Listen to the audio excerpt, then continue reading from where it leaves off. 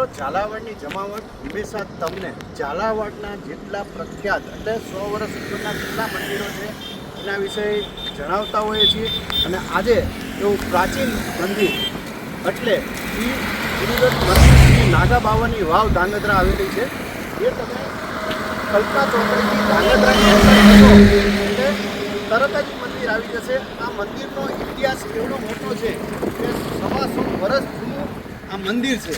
આ મંદિરની અંદર અનેક ઘટનાઓ બનેલી છે કે જેને કહેવામાં આવે કે સાક્ષાત, અને ઘણા પુસ્તકોમાં પણ આનું વર્ણન કરવામાં આવ્યું છે. તો આ મંદિરનું ટોટલી કન્ટિન્યુ આ વિડીયોની અંદર તમે આગળ ને આગળ જોતા રહેજો તો તમને ખબર પડશે. અને ધાંગધ્રા આવો ને ત્યારે અવશ્ય તમે મુલાકાત લેજો, કારણ કે આનો 125 વર્ષ જૂનો ઇતિહાસ છે. અને આના ટ્રસ્ટી પણ એક બહુ મોટા મંદિરો સાથે જોડાયેલા છે. એમને હજારો મંદિરોની અંદર એમનું યોગદાન છે. ચાહે સોમનાથ મંદિર હોય, દ્વારકા મંદિર હોય, અને જો મંદિર બાંધવું હોય ને તો ધાંગધ્રાના સોમપુરાને બોલાવવા પડે. અને સોમપુરાની અંદર અત્યારે વડીલ તરીકે મારી સાથે છે, એમની પણ હું તમને મુલાકાત કરી, અને હાલના પોતે એ ટ્રસ્ટી પણ છે. તો આજે આપણે પોતે નાગા બાવાની વાવ આવી ગયા છીએ. એનો ઇતિહાસ પણ તમને દેખાડવાનો છું કે અહીંયા જે ગુરુદેવ છે જોઈ શકો છો. અહીંથી આ કહાની હવે ચાલુ થાય છે. તમે ઘણું બધું જોયું છે, મંદિરો જોયા છે, તો ભોયરાની અંદર વાર્તાઓમાં લખ્યું હતું પણ રૂબરૂ નથી જોયું. પણ અહીંયા જ્યારે હું આવ્યો છું ને ત્યારે એમનું સ્થાન ત્યાં છે. એટલે પહેલાં આપણે સ્થાને જશું અને અહીંયાના ટ્રસ્ટી અને એમના ફાધર વિશે પણ આપણે વાત કરીશું. ઘણી બધી આજે વાત કરવી છે. તમારે ઠેઠ સુધી વિડીયોમાં જોઈ રાખજો. કેમ છો? શું આપનું નામ? ઘનશ્યામભાઈ સોમપુરા. અચ્છા, પોતે ઘનશ્યામભાઈ સોમપુરા છે અને પોતે હાલમાં ટ્રસ્ટી છે. પણ આનો ઇતિહાસ જોવામાં આવે ને તો એમના ફાધરથી ચાલુ થાય છે. અને એમના વિશે વાત કરું તો મંદિરોની અંદર જ્યારે પણ કંઈક વાત કાઢવામાં આવે કે ઐતિહાસિક મંદિરો બનાવવામાં આવે ત્યારે આમની પેઢીથી, એમના ફાધરથી લઈને આજની પેઢી સુધી પણ એમને બોલાવવામાં આવે છે. અને આના વિશેની જે કંઈ કહાની છે એ આપણે ઘનશ્યામભાઈ પાસે જ જાણવાની છે. તો ઘનશ્યામભાઈ, અહીંયા એક વાવ અંદર પણ આવેલી છે, અને અંદર જે આગળ શું શું છે તો મને થોડું પ્રેક્ષકોને આપણે જોઈએ તો આનું મહત્વ તમને સમજાવે.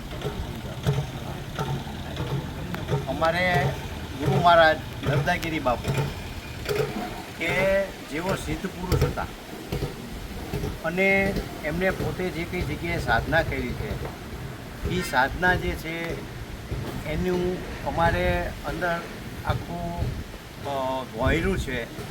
અને ભોયરાની અંદર એ પોતે સાધના કરતા હતા અને એમને પોતે જ આ ગુરુ દત્તાત્રેય ભગવાન જે છે એની મૂર્તિનું પોતે આખું ઘડતર કરી અને મૂક્યા પછી એની ખૂબ સાધના કરેલી છે.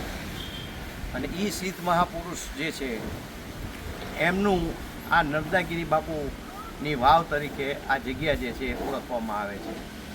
હવે આનો ઇતિહાસ જોઈએ તો વર્ષો પહેલાં અહીં આવેલ નર્મદાગીરી બાપુ અને અહીં એમને પોતાનું આસન જે છે એ કરેલું, અને અહીં વર્ષો સુધી ભોયરાની અંદર પોતે બિરાજમાન રહ્યા અને એમને મૂર્તિ બનાવી અને મોટા પ્રમાણની અંદર સાધના કરી. પછી અહીંના ધાંગધ્રાના મહારાજાશ્રી જે છે એમને અને સદાબા ખરેખર આ વાવ જે કરી છે એમને કે વટેમાર્ગીઓ અહીં આવે, પાણી પીવે અને અહીં અન્ન અને રોટલો એમને મળે એના માટે થઈ અને વાવ અને સાથે સાથે જે કોઈ વટેમાર્ગો આવે જાય એને અહીં વિસામો થાય અને પ્રસાદ લઈ અને પછી જાય.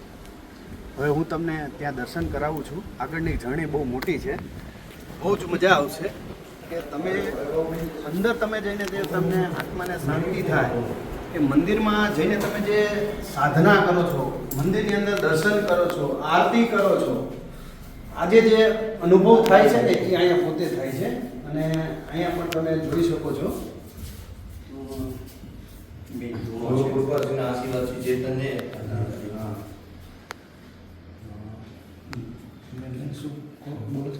તો આવતના 2 વર્ષથી ધૂણાપાણીની સેવા કરો ગુરુ મહારાજની કૃપાથી મારા હાથે ભજન કરી અને ચેતન આજની તારીખમાં છે ધૂણાપાણીનું ભજન બાપુનું. બાપુનો ફોટો પણ આપ જોઈ શકો છો. અને આ વર્ષો પહેલાં જેમ બ્લેક એન્ડ વ્હાઇટ જે હતું ને આ એ કહેવાય કે 100-125 વર્ષનો જૂનો છે જે યુવાનીનો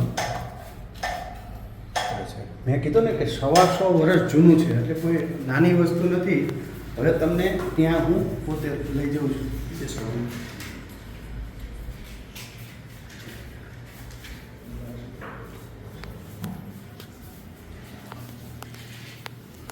હવે જ્યાંથી આપણે સ્થાપના થઈ કે જ્યાંથી આની જર્ની ચાલુ થઈ ત્યાં આપણે જશું. આવું તમે બહુ ઓછું જોયું હશે.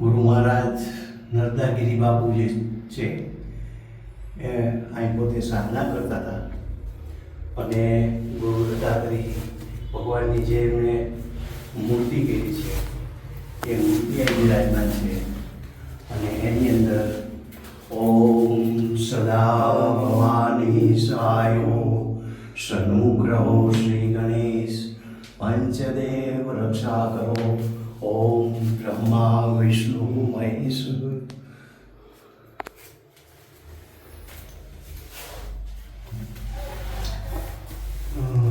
મેન વસ્તુ એવી છે કે હાલના જમાનામાં એસી આવી ગયા. એ જમાનામાં કશું જ નહોતું.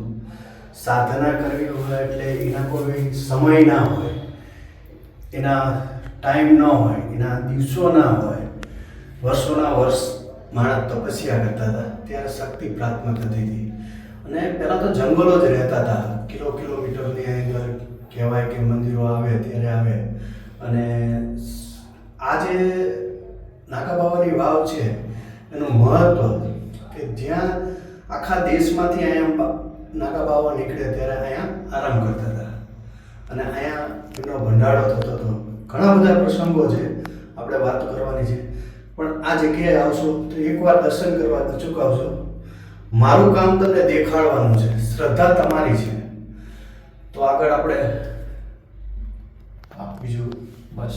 અને આજે આ મુખ્ય જગ્યા છે, અહીંથી મોટી સિદ્ધિ જેમ કહેવાય એ ફક્ત ને ફક્ત એમને તપ કરેલું છે એટલા પૂરતું નથી.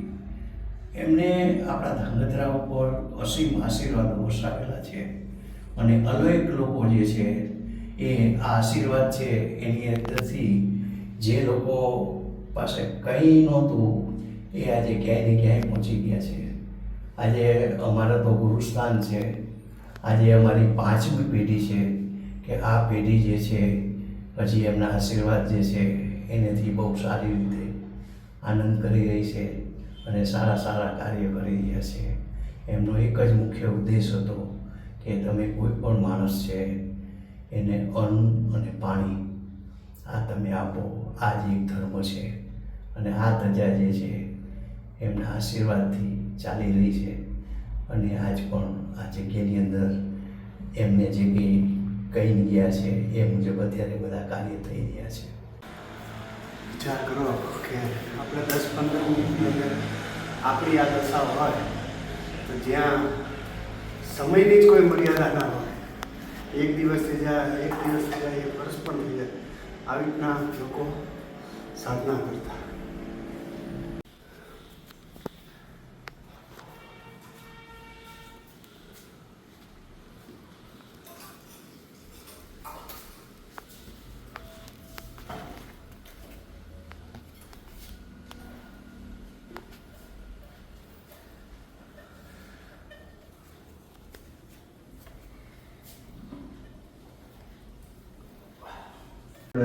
કઈ જગ્યાએ કર્યા છે? હવે નર્મદાગીરી બાપુ પછી જે એવા મંગલગીરી બાપુ આવ્યા અને મંગલગીરી બાપુએ આ જગ્યાએ આ ખોડિયામાનું સ્થાનક છે એટલે આ જગ્યાએ એમને ખૂબ જાપ પૂજા સેવા અને હવન આ બધું એમના તો ઘઉ મોટા પ્રમાણમાં થયું છે. ત્યાર પછીના સંત ત્યાર પછીના સંત એટલે પેઢી દર પેઢી ચાલ્યું આવે છે અને કહે છે ગુરુની ગાદીએ કોઈ ના બેસી શકે એટલે બીજું સ્થાન મેં પસંદ કર્યું અને એ ઉપર આવી ગયા. ચાલો તમને આગળ પણ એક જર્ની બતાવી. અહીંયા હવે આપણે સત્ય ઘટના તરફ જઈ રહ્યા છીએ. શા કારણે આ કારણ બન્યું? એમના ફાધરની જર્ની આ જગ્યાથી ચાલુ થઈ હતી. અને કહેવાય છે ને કે પેટ માટે માણસ કંઈક કરતો હોય છે અને એ બધું જ મૂકીને અહીંયા ગુરુજી પાસે આવતા અને એમને લગાવતું. તો આ વિષય મેં ઘણું જાણેલું છે ગામમાં કાનગરાની અંદર. તમારા ફાધર છે, મને આગળ કોઈ ખબર નથી કે તમારા ફાધરનું ગુરુ મહારાજ જે છે મારા બાપુજીની નાની ઉંમરથી જ્યારે અહીં આવતા અને એમને ગુરુજી સાથેનો મોટા પ્રમાણનો લગાવ હતો. સાધુ સંતો સાથે બધાએ જે અહીં આવતા બેસતા અને એમના આશીર્વાદ મેળવતા હતા. આશીર્વાદ મેળવવાની અંદર ગુરુજીની આજ્ઞા થઈ કે જગનભાઈ તમે હવે એક કામ કરો કે અહીં ગુરુ દત્તાત્રેય મંદિર જે છે એ મંદિર જે છે એ તમે કરો. એટલે કારણ બધું કે એ સંભાળો. વખતે હા અને આ મંદિરનું જે છે એ સર્વપ્રથમ જગન્નાથ રેવાશંકર સોમપુરાનું પ્રથમ મંદિર જે કહેવાય એ આ પ્રથમ મંદિર જે છે એ ગુરુજીના આદેશથી આ ગુરુ દત્તાત્રેય મંદિર જે છે એનું નિર્માણ થયું અને એમને કીધું હતું કે ભાઈ તમે આ મંદિર બનાવો. અત્યારે તમારી પરિસ્થિતિ જે છે એ સારી નથી પણ આ મંદિર બનાવો પછી તમે ઉત્તરોત્તર સુખી થશો અને એમના આશીર્વાદ છે કે આજે અમારી 5 પેઢી છે તો આખે 5 પેઢી છે એ ખૂબ આનંદથી સમય વિતાવી રહ્યા છીએ. સાથે સાથે સાધુ સંતોની સેવા કરી રહ્યા છીએ અને નર્મદાગીરી બાપુના જે આદેશ છે એ મુજબ એમનું જે કાર્યની અંદર જે એમના વિચારો એ બધું અમે કરી રહ્યા છીએ અમારાથી જે થઈ શકે. બીજી વસ્તુ એ છે કે બાપુ જે છે એ બાજુની અંદર જમીન છે તો એ જમીનની અંદર પોતે જડીબુટીઓ ઉગાડતા અને ગામથી અહીં લોકો બધા આવતા કે ભાઈ કોઈ પણ જાતનો રોગ હોય તો એ રોગને પોતે એની દવા બનાવતા હતા અને લોકોને આપતા હતા અને એ લોકો બધા જે છે એ સારા થઈ જતા. એટલે એ પણ બાજુની અંદર જમીન છે તો એની અંદર આ કાર્ય એમનું ચાલતું હતું. આ રહી 100 વર્ષ જૂની વાત કરું છું. આ મંદિરનો ઇતિહાસ 125 વર્ષ જૂનો છે અને છગનભાઈ સોમપુરા વિશે જાણવા માંગુ તો એમના ખીચામાં કંઈ નહોતું પણ ગુરુની આજ્ઞાથી એમને આજ્ઞા કરીને મંદિર બનાવ્યું. પણ કષ્ટી એટલી બધી પડતી હતી એમના મોઢે એ ચર્ચા નહીં કરી કે પણ અમે ઘણા ગામમાં જાણતા હતા તો પ્રશ્ન એવા હતા સાધુ સંતો ખાવડાવાળો એક હોય ને ખાવાવાળા અનેક હોય. કારણ કે જેટલા પણ સાધુ સંતો હોય 1 દી રે 2 દી રે કંઈ નક્કી ન હોય પણ અહીંયા ભંડારો ચાલુ રહેતો જે તે સમયની અંદર. અને આ સાધુ તરેખનું એટલે તર્ક વિતર્ક કે તમે ના જોયા એવા સાધુ મળતા હતા. અને જે મેં એવી વાત કરી કે એક જમાનામાં આજે વિચાર કરો કે ડૉક્ટરો 100 કિલોમીટર સુધી નહોતા મળતા પણ અહીંયા જે ગુરુની આજ્ઞાથી જે બાજુમાં ઉગાડવામાં આવતું હતું તો નાના મોટા જે રોગ હતા એ આપતા હતા અને મટી જતું હતું. એટલે આયુર્વેદિક 100% રિઝલ્ટ મળતું હતું. તો આ મંદિર એના ફાધરે બાંધેલું જે તે સમયે. એક એમ છે શિલાલેખ. અચ્છા શિલાલેખ છે લઈ લો.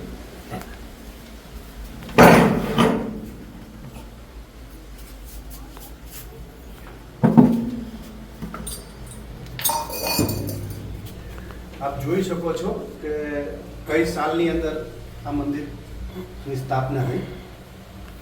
અને એક વસ્તુ તો ખાસ જોવા જેવી છે કે ભાઈ ધાંગધ્રાના જે કંઈ સોમપુરા હતા એ લખી દેતા હતા. એટલે ચોપડામાંથી પૂછી જાય પણ આઈનાથી નહોતું પૂછાતું. તમે જેટલા પણ જૂના મંદિરો હશો ને તો સાલ કોને બાંધ્યું, ક્યારે બાંધ્યું, બધું જ લખતા હતા. એટલે આ યાદગાર તો ક્યારે ભૂલાય નહીં. અહીંયા પણ તમે જોઈ શકશો 1995માં એમે સંત લખતા હતા અને 1995માં એમની આ મંદિરની સ્થાપના થઈ. એટલે વિચાર કરો કે આની સ્થાપના જ કેટલા વર્ષ થયા કે અત્યારે 26મો ચાલે છે, 26 વર્ષ ને 30 વર્ષ તો આને થયા. એટલે 3 જગ્યાએ પાઠ પડ્યા. મેન અંદર તમે આપણે જ્યારે ઉતરા ત્યારે અહીંયા ગુરુજી હતા, પછી એમના ગુરુજી આવ્યા અને ત્યાર પછી એ છગનલાલ સોમપુરા અને હવે એમના પુત્ર સંભાળે છે.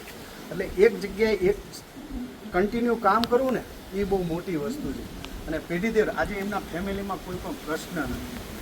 હવે એક એવો ઐતિહાસિક ચમત્કાર અને ઘણા બધા ચમત્કાર વિશે વાત કરવાની છે કે તમે કલ્પના ના કરી શકો. ઘણા પુસ્તકમાં પણ લખેલું છે અને એના માટે લોકો આવે છે. તો એક અહીંયા વાવ આવેલી છે, તો આપણે વાવ તરફ જઈએ અને એનો ઇતિહાસ આપણે જાણીએ કે વાવ છે. હવે તમે આ સામે જે કંઈ જોઈ રહ્યા છો ને સામે એશિયાની મોટા મોટી બીજા નંબરની ફેક્ટરી DCW આવેલી છે અને આ મેન હાઈવેથી નજીક જ છે મંદિર. અને હવે હું પૂછીશ કે આ સામે મંદિર શીનું છે? કે સામે મંદિર છે એ આમના નર્મદાગીરી બાપુના 2 શિષ્ય હતા. ઓકે, એક જે હતા એ રામગીરી બાપુ હતા અને બીજા જે હતા એ મંગલગીરી બાપુ હતા. અચ્છા. હવે રામગીરી બાપુની આ સમાધિ મંદિર છે. ઓકે ઓકે એટલે રામગીરી બાપુ પછી જે મંગલગીરી બાપુ એ ઓકે ઓકે એમની સમાધિ આ સમાધિ મંદિર છે એમને. જે વિશાળ જગ્યા છે, અહીંયા ગમે ત્યારે તમે આવી શકો છો. હવે તમને પાછા વાવ તરફ. હવે આપણે જે વાવે જઈએ છીએ તો એનો ઇતિહાસ કંઈક બીજા જોડે જોડાયેલો છે એવું સાંભળવામાં આવે છે. આ વાવ જે છે ને એ ખરેખર આપણે જોઈએ તો ધાંગધ્રાના આપણા મહાન સંત જે થઈ ગયા એ દેસળ ભગત. હવે દેસળ ભગત જે છે એ આજે હું તો કહું કે જેની ભગવાને સહી કરી હતી. ઓહ, હવે આવા મોટા સંત છે એનું આ ગુરુદ્વારા છે. અચ્છા. એટલે એમના આ ગુરુ છે. અચ્છા, દેસા ભગતના જે સંત હતા એમના પણ આ ગુરુ છે, એમના પણ આ ગુરુ છે. જેમને ભગવાને સાઈન કરી. હા. હા, એ એક બહુ મોટો ઇતિહાસ છે. અચ્છા. ને આ વાવ પાણી અમુક ટાઈમે જ હોય કે ના, કમ્પ્લીટ આટલું ને આટલું જ રહેશે વાવનું પાણી. આને અમે દોરવામાં, સાફસૂફ કરવામાં, અમુક વસ્તુની અંદર અમે ઘણો બધો ઓલો કર્યો પણ છતાંય અંદરથી પાણી કાઢીને બહાર ફેંકાતું નથી. અચ્છા. પંપ જે છે ને એ પંપ જે કામ કરવા જોઈએ એવા પંપ કામ કરતા નથી. અમે પ્રયત્ન કર્યા પણ છતાંય શું કારણોસર આ વસ્તુ બનતી નથી સમજાતી નથી. કારણ શું છે કે અમને પણ આટલી બધી પુરાતન છે, આટલી બધી પુરાતન છે આપણી, અને આ વસ્તુની અંદર હું તમને કહું કે હજી વ્યવસ્થિત થાય એના માટેના પ્રયત્નો જેમ કહેવાય ને એ સતત ચાલુ ને ચાલુ છે. પણ જ્યાં સુધી ગુરુનો આદેશ નહીં થાય ને એની કૃપા નહીં થાય ત્યાં સુધી અમને એવું નથી લાગતું કે અમે આ વસ્તુ કરી શકીએ. પ્રયત્ન ચાલુ છે. ઘણી ફેર એમ થાય કે આવડી મોટી જગ્યા છે તો અહીંયા વાવ ભરેલી હોય તો અહીંયા આપણે પંપ મૂકી તો પાણી આવી જાય. પણ ઘણા પ્રયત્ન કર્યા અને જ્યારે પણ નાખી તો કાં પંપ ફેલ થઈ જાય, કાં પાણી ના આવે પંપ ચાલુ હોય તો. અને બીજી વસ્તુ એવી છે કે અહીંયા 365 પાણી રહે છે. હાલના યુગની અંદર તમે નદીઓમાં પાણી નથી રહેતા, સરોવરમાં પાણી નથી રહેતા, પણ આવી જગ્યા જે છે ત્યાં રહે છે તો એને એક ચમત્કાર જ કહેવાય મારી ભાષામાં. કે આજે આપણે ઘરની બહાર પણ એક કુંડું મૂકી તો એ મહિના આપણે ગમે તે પાણી ઉડી જતું હોય છે. આ ગરમી આપણા ડિગ્રી તો અદ્ભુત વસ્તુ છે. આના કંઈ ચોપડામાં પણ ઉલ્લેખો હોય છે આવી જગ્યાઓના. અને વાવ વિશે તો તમે ઘણી બધી વાવ છે, પણ અહીંયા ધાંગધ્રામાં જે આપણે નાગાબાવાની વાવ જે ઓળખાય કે અહીંયા એટલા બધા સંતો આવેલા છે ને, અને એટલા જ્ઞાની સંતો આવેલા છે કે જેટલા જૂના વ્યક્તિને મળશું ને એટલા સંતો વિશે આપણે જાણશું. કદાચ એના પિતાશ્રી આજે હાજર નથી, નહીંતર આપને એક કરતાં એક અનેક દેવતાઓ એટલે કે ભગવાન તરીકે જેમને લોકો પૂછતા હોય છે, કશું ઈચ્છાવાના હોય તો 100-200 કિલોમીટર જઈ આવે અને પાછા અહીંયા આવે ને અહીંયા એવા સંત આવે કે દ્વારકાથી આવ્યો હોય, સોમનાથથી આવેલો હોય અને કંઈ પણ વિકલ્પ વગર અને એવા ચમત્કારો આવા સાધુ સંતો કરતા હોય છે. અને આ મુખ્ય જગ્યા જે કહેવાય એ જે છે મિર્ઝાપુર પરિવારની કહેવાય, દિગંબર મિર્ઝાપુર પરિવારની આ જગ્યા કહેવાય. બીજું મહત્વ એ છે કે એક દાખલો. જ્યારે ટુકડો હા, ઈ મારે વાત આજે જેમ કહેવાય કે દેસળ ભગત બાપુનો ટુકડો થયો હતો અને એ ટુકડાની અંદર ટુકડાને ભંડારો કહેવાય. હા, એને ભંડારો એટલે કહેવાય. લાખોની સંખ્યામાં કે 10,000ની સંખ્યામાં મોટું જમણવાર હોય તો એને પેલા ટુકડો થતો એ સમયમાં, અત્યારે ભંડારો કહેવાય છે. અચ્છા, તો અને એ ભંડારાની અંદર ઘી જે છે એ ઘી ખૂટેલું અને એ વખતે નર્મદાગીરી બાપુ અને દેસળ ભગત બે ત્યાં દેસળ ભગતની જગ્યામાં બેઠેલા અને હા ગુરુ શિષ્ય અને એમને કીધું કે ભાઈ આ આવીને કોઈક સેવકે કીધું કે આ ખૂટ્યું છે એટલે તરત જ નર્મદાગીરી બાપુએ એમને આદેશ કર્યો કે તમે વાયુમાં જાઓ અને વાયુમાંથી તમે પાણી જે છે એને સિંચી લેજો, એ ઘી થઈ જશે. અને એ સિંચેલા પાણીમાંથી ઘી થઈ ગયું અને એ ઘીથી આખો ત્યાં જે છે એ દેસળ ભગત બાપુનો આખો ટુકડો પૂરો કર્યો. હવે આ જે કહેવાય આવા બધા સિદ્ધ મહાપુરુષો જે છે એની આ વાવ છે. આના દર્શન કરવાથી ઘણા બધા જેમ કહેવાય ને તમને જેમ કહેવાય કે આપણે તો એમ કહીએ કે આટલી બધી જે સિદ્ધિ મહાપુરુષે જ્યાં મળી, જે સિદ્ધ મહાપુરુષ સવારની અંદર સવારે 3 વાગે આવતા આ વાવમાં અને 3 વાગે આવી અને જય ગિરનારી એમ કરીને પોતે સ્નાન કરતા હતા. આ ઈ વાવ છે. આના દર્શન દુર્લભ છે અને આજની તારીખમાં તમે આ જે કંઈ કાર્ય કરો છો એ બધાના કલ્યાણ માટે કરો છો એવું મારું અંદરનો ભાવ કહે છે. બીજી એક વાત કરું, આ વાવ પાછળ ઘણા બધા લોકો પડી ગયા છે, પણ એક સત્ય વસ્તુ કહી દઉં કે અહીંયા કોઈનો નજારો નથી. આ ફક્ત નાગા બાવનું જ વસ્તુ છે. એટલે કોઈ ઘણી ફેર અહીંયા આવે કે અમારા સંત આવ્યા હતા, અમારા સંત, અહીંયા કોઈ સંત આવ્યા હતા, બધા આવ્યા હતા, પણ કોઈ સંપ્રદાય અહીંયા નહોતું આવેલું. અને આવેલું હશે તો ભૂલથી આવી ગયેલું છે. પણ અહીંયા જે હક જમાવવા આવે છે ને એમને પણ કહી છે કે ગમે ત્યારે 24 કલાક 365 દિવસ કે એ ટાઈમે અમે તમારી પાસે આવી જશું. અહીંયા કોઈ હક જમાવો નહીં. આ કોઈની વિરાસત નથી. ઇતિહાસ નાગા બાવાની વાવ અને દેસા ભગતની છાપરી, એટલે દેસા ભગતની છાપરીએ જે ગુરુ બેઠા છે એ આમના શિષ્ય હતા.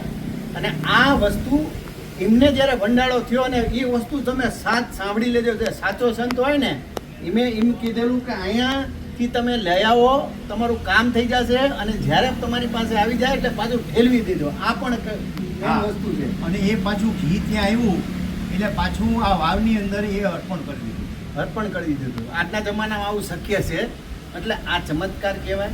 સાધુ સંત લેવામાં નહોતા માનતા, પણ આજના જે ભાગદોડની અંદર જે સાધુ સંતો લેવાની ભાવના રાખે છે ને ત્યાં કશું નહીં. પણ એકવાર આવજો, ફક્ત અમારા માટે નહીં પણ તમારા દીકરાને પણ દેખાડજો, વહુને દેખાડજો. અને એકવાર તમને જ્યારે પણ તકલીફ પડે અમને પૂછવાની પણ જરૂર નથી. અહીંયા તમારે મંદિર ચાલુ હોય છે. આવા મંદિરોની અમે તમને જે કઈ રીતે તમને દર્શન કરાવતા હોય છે તમારી શાંતિ માટે કરીએ છીએ. જે તમારા ઈષ્ટદેવ છે એને પણ માનો, બીજા મંદિરે પણ જાઓ અને એની પણ જાઓ. અને એક વસ્તુ તો ચોક્કસ છે કે આ જગ્યાના જે કોઈ દર્શન કરે છે એનું કલ્યાણ થાય છે ને થાય છે. આમાં બે મત નથી. અમારી આ 5 પેઢી આ વસ્તુ અનુભવી રહી છે. આજે આજના જમાના 125 વર્ષ પછી પણ આજે જાગૃત છે. હા, 100 થઈ ગયો. કેટલાય મંદિરો 100 થઈ ગયા. આગળ તમને દેખાડશું. અહીંયા આવલા હનુમાનજી દાદા જૂના જે છે એમનું સ્થાન છે. આ પણ એક 125 વર્ષ જૂની પ્રતિમા છે. એને હટાવવામાં નથી આવતી. અહીંયા કોઈ પણ વસ્તુ છે ને જ્યાં છે ત્યાં જ રાખેલી છે. એને કોઈ હલનચલન નથી કરેલું. હવે આપણે જે કંઈ સમાધિ છે તો અહીંયા આપણે જૂની સમાધિ એટલે નર્મદાગીરી બાપુની મુખ્ય સમાધિ છે. અચ્છા. અને એ સમાધિ મંદિર કે આપણે દર્શન કરવા જઈ રહ્યા છીએ કે જે સિદ્ધ મહાપુરુષ છે અને અહીં કંઈ પણ વસ્તુ તમે માગો ને એ અચૂક મળે.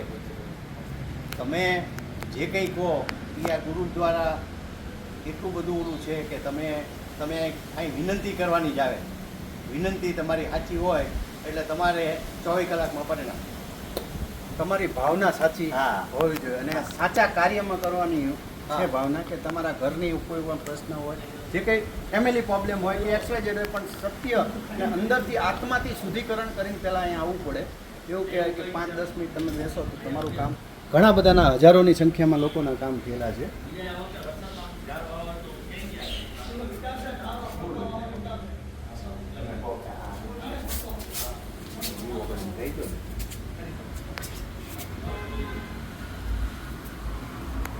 હવે આપણે આ બાજુમાં શું એ એમના શિષ્યો મંગલગીરી બાપુ. અચ્છા મંગળ. હવે જે છે એમના પછી જે ગાદી સંભાળી એ મંગલગીરી બાપુ. અચ્છા જે બે એમના શિષ્ય હતા. હા, એક હતા રામગીરી એક બાપુ, ત્યાં- આપણે ત્યાં કરી એ, અને આ છે એ મંગલગીરી બાપુ છે. એમની પણ અહીં સમાધિ આપેલી છે. એમની જે કહેવાય છે ને કે જે તપ કરી મૂક્યું હોય ને એ ક્યાંય જતું નથી અને એમની સાધના ઘણા લોકોને કામ કરી જતી હોય છે. સાચા દિલથી, સાચી ભાવનાથી અને સાચી દ્રષ્ટિથી તમે જુઓ ને થતું રહે છે. ઘણી ફેર આપણે કહીએ છીએ ને કે આ ચમત્કાર થયો, આવું નહોતું થવાનું, આ કેવી રીતના થાય. એવી કોઈ તમે જગ્યાએ જ્યાં હોય જ્યાં ઘણા વર્ષનું તપ થયું હોય, તમને પણ ખબર ન હોય કે અહીંયા મોટું તપ થયું હોય અને અહીંયા 5 મિનિટ તમે આરામથી માંડી લીધું હોય તો કામ પૂરું થતું હોય. હાલની ઘણી બધી એવી જગ્યાઓ છે કે તમે અત્યારે તો ગૂગલનો જમાનો, મેટાનો જમાનો અને GTPનો જમાનો આવી ગયો. ઘણી બધી એવી જગ્યાઓ છે કે હાલની દ્રષ્ટિએ અનેક વસ્તુઓ છે કે તમે અહીંયા જાઓ તમારા કામ પૂરા થતા હોય છે. મંગલગીરી બાપુની મુખ્ય એક વાત કરવાની હતી. એમને જીવન સમાધિ લીધી છે મંગલગીરી બાપુ, અને એ જ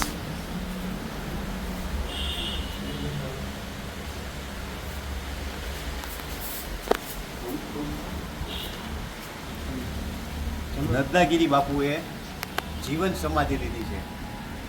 અને એના પહેલાં લગભગ મારા બાપુજી સાથે એમનો એટલો બધો નાતો હતો કે એ વખતે ગાયકવાડ સરકારનું લક્ષ્મી વિલાસ પેલેસની અંદર મારા બાપુજી કામ કરતા.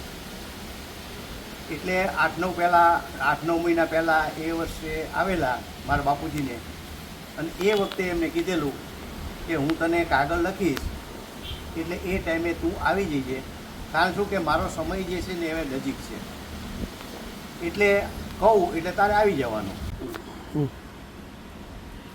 8 મહિના વીતી ગયા, પત્ર આવ્યો બાપુજીને કે તમે અહીંયા આવી જાઓ. એટલે મારા બાપુજી બરોડાથી અહીં આવ્યા એટલે એમને બધી વિધિવંત સમજાવ્યું. એમની જે અત્યારે આપણે જે જગ્યાએ દર્શન કર્યા એ જગ્યાએ કઈ રીતનો ખાડો ખોદવો, કઈ રીતે એમને બેસાડવા અને કઈ રીતના એમને કયા કયા એ લોકોના જે સંસ્કારોમાં જે રીતે આવતું હોય એ બધું વિધિ વિધાન એમને સમજાવ્યું. અને સમજાવ્યા પછી કીધું કે ભાઈ હવે પાછો એક કાગળ હું તને લખીશ તો એની અંદર અઠવાડિયા પહેલાં તારે અહીંયા આવવાનું રહેશે. પછી પાછા બાપુજી ગયા અને પાછો એમનો કાગળ આવ્યો કે તું અહીં આવી જા. અહીં આવી ગયા. અહીં આવ્યા એટલે એ પોતે આજે હું તમને કહું કે અહીં આપણો જે મેઇન ધૂણાવાળો રૂમ છે એ રૂમની અંદર એમને આખું રિહર્સલ કર્યું કે જો હું આવી રીતે સૂઈ જઈશ, આ પ્રમાણે થઈ છે અને આ થવાથી પછી તું મને અહીંથી આવી રીતે લઈ જઈએ અને આવી રીતે તમારે એને બેસાડવાના છે. હવે એ વસ્તુ તમને કહું કે બાપુજી પછી અહીંને રોકાયેલા અને બધી પેલી કરેલી. સમય આવ્યો અને ગુરુ મહારાજે કીધું કે જો કંઈ પણ પ્રશ્ન તને થાય અથવા દુવિધા થાય તો એની અંદર તારે કોઈ પણ જાતનો સંક્ષેપ કર્યા વગર જમણા કાનની અંદર મને કહી દેવાનું. એટલે એ પેલું કર્યું, બરાબર છે. અને એ દરમિયાન મારા બાપુજીએ એમને શ્વાસોશ્વાસની ક્રિયા કરી અને મૂકી દીધો દેહ. હવે એ મૂક્યા પછી તરત જ એમને ખબર પડી અને મારા બાપુજી ગભરાઈ ગયા કે આવી રીતે લઈ જઈ તો એમ થાય છે કે આ સાધુ જે છે આ સાધુને આ લોકોએ કંઈક કરી નાખ્યું છે એવું એમના મનની અંદર થઈ ગયું ને મારા બાપુજી ગભરાઈ ગયા એટલે પાછા એમને જમણા કાનની અંદર કીધું કે મને આ તકલીફ છે ને મને બીક લાગે છે. તો કે કંઈ વાંધો નહીં. પાછા ઊભા થઈ ગયા અને પાછા પોતે પોતાને જે જગ્યાએ બેસવાનું હતું અહીંયા ગયા અને પછી અહીંયા સમાધિ લીધી. મંગલગીરી બાપુ પછી જે આવ્યા એ સાધુ સંત તરીકે પારસગીરી બાપુ આવ્યા અને આ પારસગીરી બાપુનું સમાધિ મંદિર છે.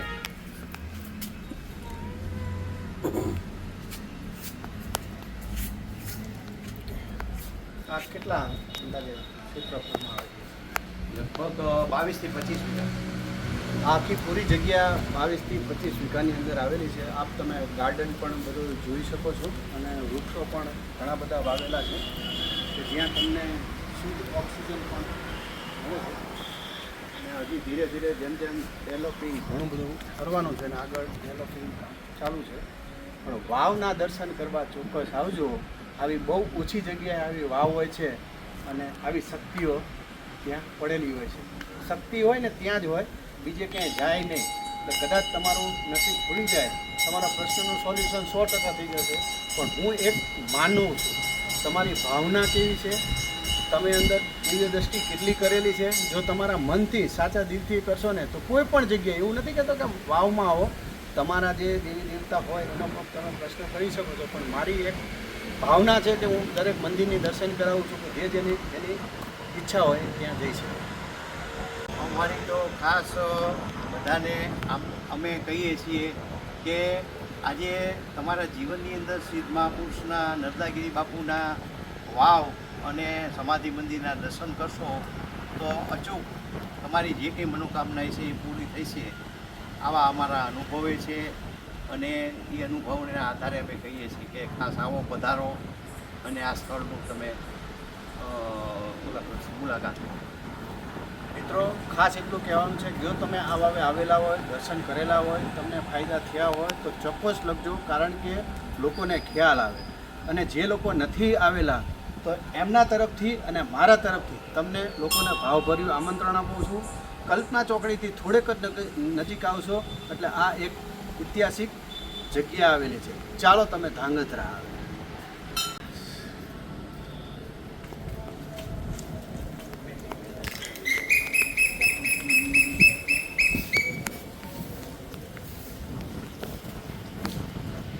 Thank you.